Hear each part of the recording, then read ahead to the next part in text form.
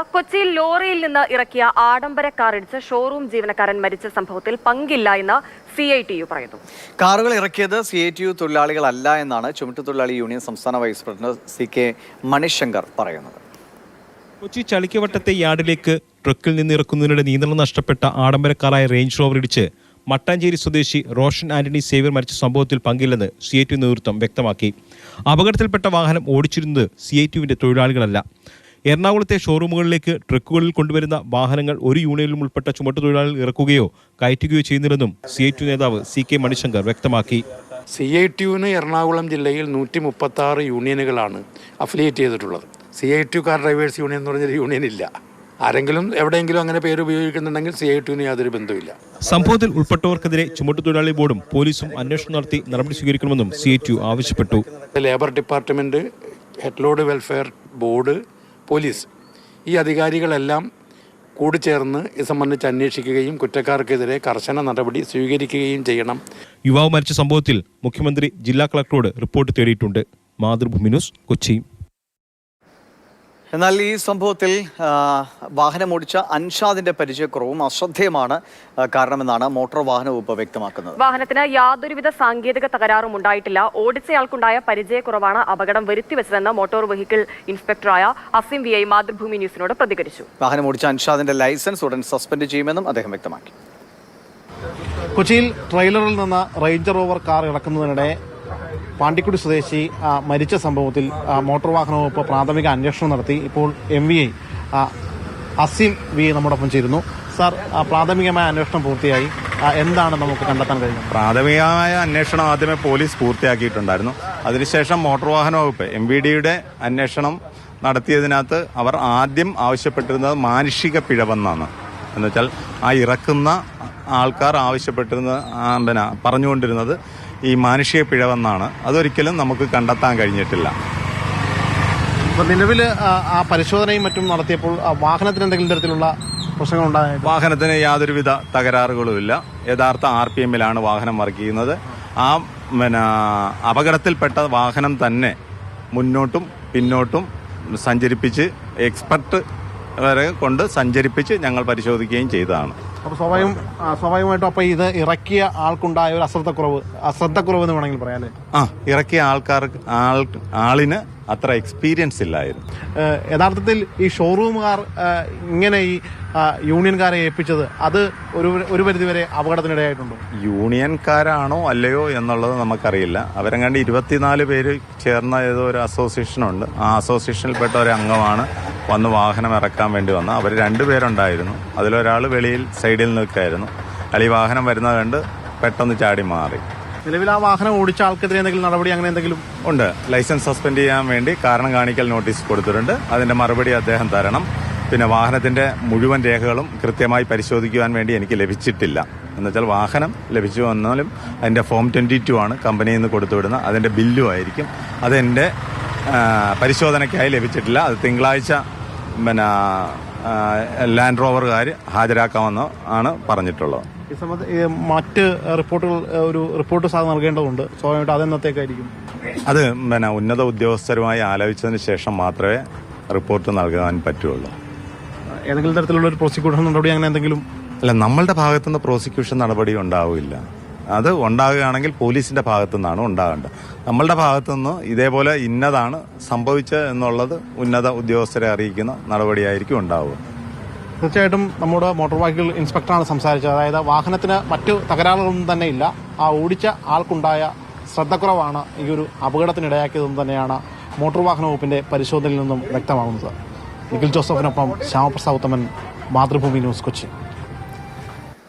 നമുക്കിപ്പോൾ CITU പ്രതിനിധി ശ്രീ മണിശങ്കർ ഉണ്ട് തത്സമയം. ശ്രീ മണിശങ്കർ, ഇപ്പോൾ അങ്ങയുടെ നേരത്തെ വാക്കുകളിലുണ്ട്, അതായത് CITUമായോ മറ്റുള്ളവർക്ക് ബന്ധമില്ല എന്നാണ് പറയുന്നത്. ഒരു 24 പേരടങ്ങുന്ന യൂണിയൻ എന്നാണ്. അവരെങ്ങനെയാണ് പ്രവർത്തിക്കുന്നത്? ഏതെങ്കിലും യൂണിയനുകളുമായിട്ട് അഫിലിയേറ്റഡ് ആണോ? അവരെങ്ങനെയാണ് പ്രവർത്തിക്കുന്നത്? അവരെങ്ങനെ ആ ഷോറൂമിൻ്റെ ഈ ജോലികൾ ചെയ്യാൻ അവർക്ക് അതിനൊരു അവസരം ഒരുങ്ങുന്നു? അല്ലേ, അങ്ങനെ ഒരു യൂണിയൻ ഉള്ളതായി ഞങ്ങൾക്കാർക്കും അറിയില്ല. ഞാൻ പറഞ്ഞല്ലോ, ഞാൻ ദീർഘകാലമായി 1980 മുതൽ എറണാകുളം ജില്ലാ CITUവിലെ കമ്മിറ്റി അംഗവും അതിൻ്റെ ഉപഭാരവാഹിയും ജില്ലാ സെക്രട്ടറിയും ഒക്കെയായി പ്രവർത്തിച്ചിരുന്നയാളും ഇപ്പോഴും അതിൻ്റെ സംസ്ഥാന കമ്മിറ്റിയിലും ജില്ലാ വൈസ് പ്രസിഡൻറ്റും ഒക്കെയായി പ്രവർത്തിക്കുന്നയാളാണ്. ഞങ്ങളുടെ CITUവിന് അങ്ങനൊരു യൂണിയൻ ഇതുവരെ രജിസ്റ്റർ ചെയ്തിട്ടില്ല, അഫിലിയേറ്റ് ചെയ്തിട്ടില്ല. മാത്രമല്ല ചുമട് തൊഴിലാളികളാണ് CITUക്കാരാണ് എന്ന നിലയിലാണ് ഇതിൻ്റെ എല്ലാ വാർത്തകളും പ്രചരിച്ചിട്ടുള്ളത്. അത് എങ്ങനെ വന്നു എന്ന കാര്യം ഞങ്ങൾക്കറിയില്ല. നമ്മുടെ എറണാകുളം ജില്ലയെ സംബന്ധിച്ചിടത്തോളം കേരള ഹെഡ്ലോഡ് വർക്കേഴ്സ് വെൽഫെയർ ബോർഡിൻ്റെ പൂളിൽപ്പെട്ട തൊഴിലാളികൾ മാത്രമാണ് ജില്ലയിൽ കയറ്റിറക്ക് ജോലികൾ ചെയ്യുന്നത്. അതിൽ കൂടുതൽ CITU ആണ്. ചില സ്ഥലങ്ങളിൽ BMSഉം AITUC, STU, INTUC തുടങ്ങിയ തൊഴിലാളികളൊക്കെ ഉണ്ട്. ഒരു തൊഴിലാളിയും ഈ കാറ് തലച്ചുമടായി കയറ്റാനോ അല്ലെങ്കിൽ അട്ടിമറിക്കാനോ ഒന്നും കഴിയുന്നതൊന്നും സാധനമല്ലല്ലോ.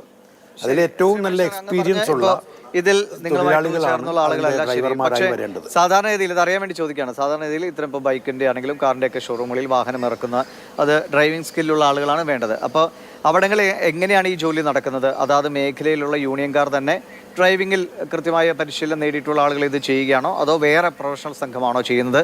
എങ്ങനെയാണ് ഇത് നടക്കുന്നത്? ഇപ്പോൾ വായിക്കുമ്പോൾ കാണുന്ന ഒരുപക്ഷെ യൂണിയൻകാരെ നമുക്കറിയാലോ പല വിഷയത്തിലും അങ്ങനെ ഉണ്ടാകാറുണ്ട്. ഞാനൊരു വിവാദത്തിന് വേണ്ടി പറയുന്നതല്ല. അപ്പോൾ യൂണിയൻകാരെ ഉപയോഗിച്ചില്ലെങ്കിൽ അവർക്ക് നോക്കുകൂലി കൊടുക്കുക തുടങ്ങിയ വലിയ വിഷയങ്ങളൊക്കെ പലപ്പോഴും ഉണ്ടാകാറുള്ളതാണ്. അപ്പോൾ അങ്ങനെ എന്തെങ്കിലും കാര്യങ്ങളുണ്ടോ? ആരാണ് യഥാർത്ഥത്തിൽ ഈ ജോലികൾ ചെയ്യാറ്? നേരിട്ട് യൂണിയനിൽ പെട്ടവരാണോ അതോ യൂണിയനുമായിട്ട് ഏതെങ്കിലും ബന്ധം പുലർത്തുന്ന ഇതിൽ പ്രൊഫഷണൽ സ്കില്ലുള്ള ആളുകളാണോ? അല്ല, ഒരു യൂണിയനിൽപ്പെട്ടവരും ഇത്തരം ജോലികൾ ചെയ്യുന്നില്ല. യഥാർത്ഥത്തിൽ അത് ഷോറൂമിൻ്റെ ഉടമകളോ അതിൻ്റെ മാനേജ്മെൻറ്റോ നിർദ്ദേശിക്കുന്ന ചുമതലപ്പെടുത്തുന്ന ആളുകളെ കൊണ്ടാണ് ഇത് ഇറക്കിക്കുന്നത്. അതുകൊണ്ട് തന്നെ ഇത് ഞങ്ങൾക്ക് സാധാരണഗതിയിൽ അന്വേഷിക്കേണ്ട ഒരു കാര്യമില്ലാത്ത കാര്യമാണ്. ഷോറൂമുകളിൽ കാറ് വരുന്നു, അവർ കാർ ഇറക്കുന്നു, കയറ്റുന്നു, അത് ഓടിച്ചുകൊണ്ട് പോകണു. അത് ചുമട്ടുതൊഴിലാളികൾ അന്വേഷിക്കേണ്ട ഒരു കാര്യമില്ല, CITUവിനും അന്വേഷിക്കേണ്ട കാര്യമില്ല. ആ ഷോറൂമുകളിലെ ജീവനക്കാർ യൂണിയൻ ഉണ്ടാക്കണമെന്ന് ആവശ്യപ്പെട്ട് വന്നാൽ ഞങ്ങൾ യൂണിയനിൽ ഉണ്ടാക്കാനും അവരെ യൂണിയനിൽ ചേർക്കാനും തയ്യാറാണ്. പക്ഷേ ഇതുവരെ ഷോറൂമുകളിലെ ജീവനക്കാരൊന്നും എറണാകുളം ജില്ലയിൽ ട്രേഡ് യൂണിയനുമായി ബന്ധപ്പെടാൻ തയ്യാറാകാത്തവരാണ്.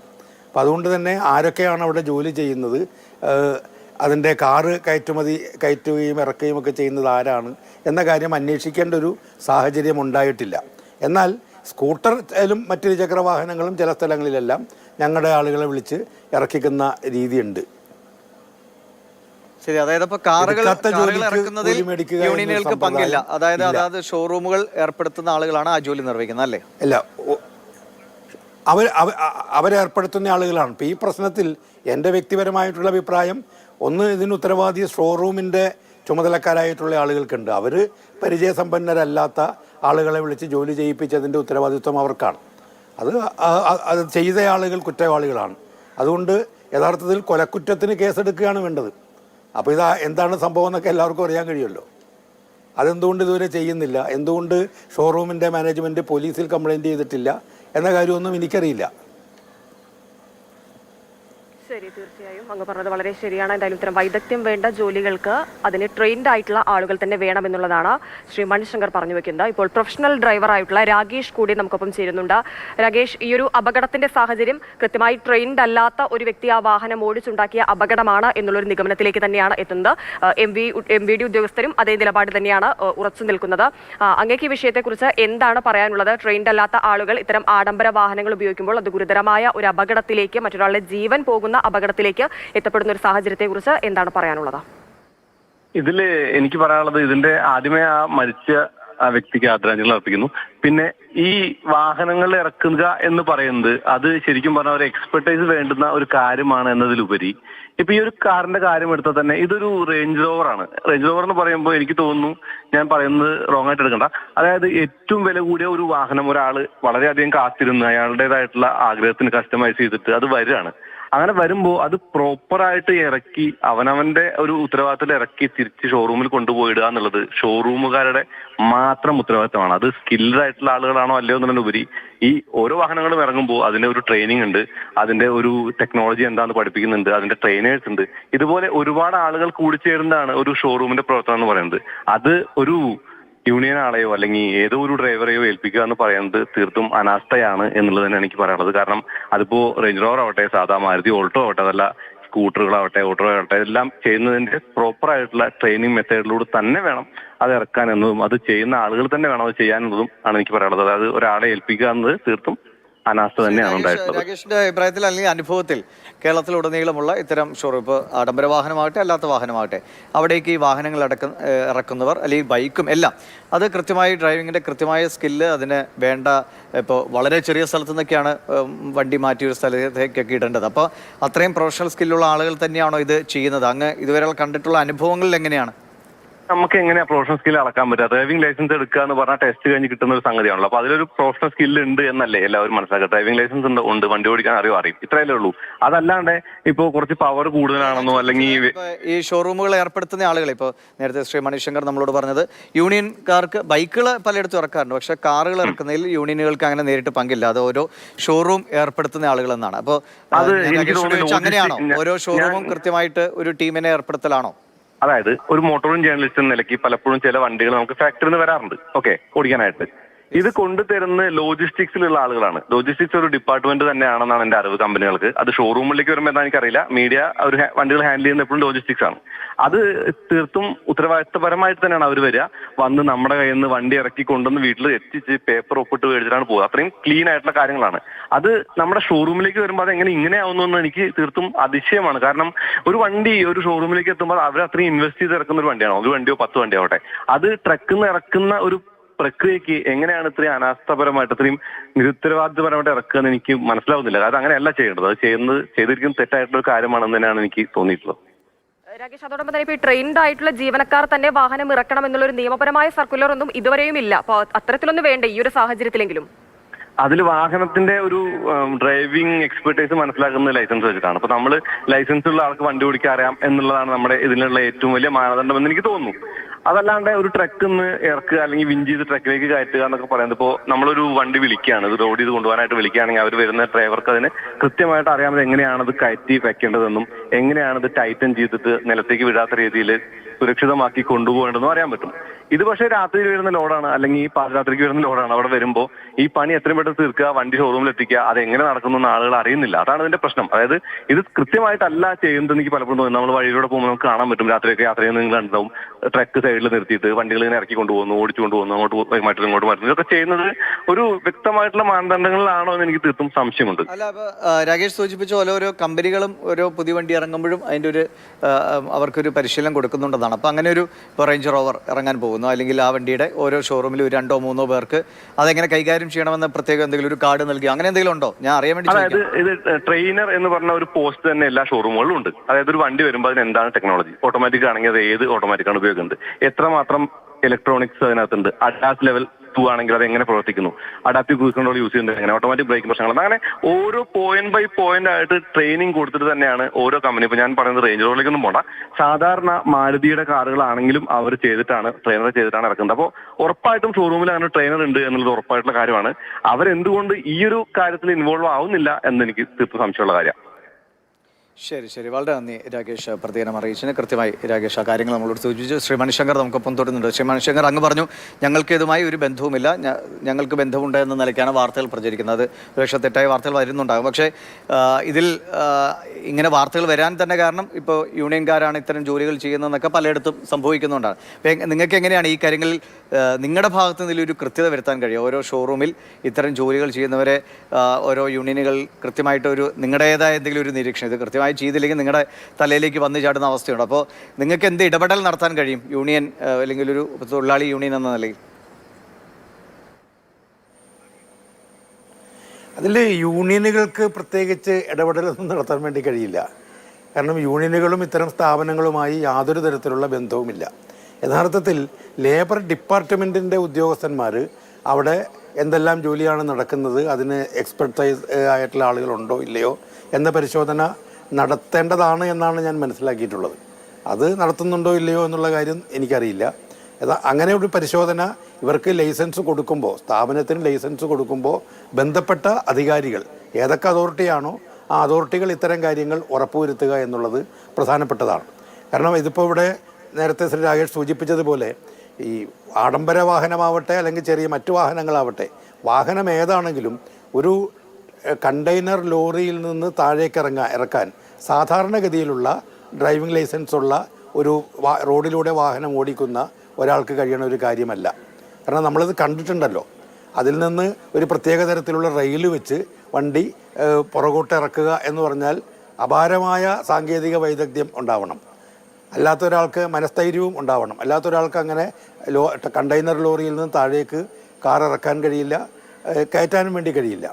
അപ്പോൾ അതുകൊണ്ട് തന്നെ അതിന് നല്ല പരിശീലനം സിദ്ധിച്ചിട്ടുള്ള സ്ഥിരമായി ഇത്തരം ജോലികൾ ചെയ്യുന്ന ആളുകൾ തന്നെയാണ് ചെയ്യേണ്ടത്.